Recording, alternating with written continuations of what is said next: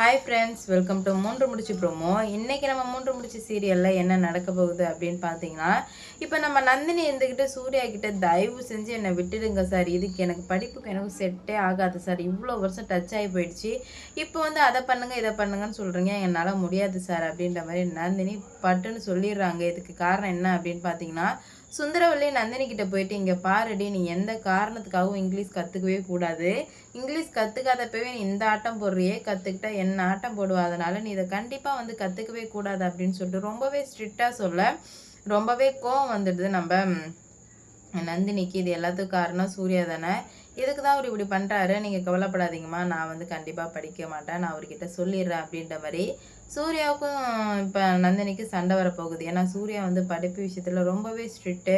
ஆனால் நந்தினி இருந்துக்கிட்டு சுந்தரவல்லி இப்படி பண்ணதுனால, சூர்யா கிட்ட போய் சொன்னதுனால ரொம்பவே வந்து கோபமாக இருக்காங்க. இதனால் என்ன நடக்க போகுது அப்படின்னு சொல்லிட்டு வெயிட் பண்ணி பார்க்கலாம்.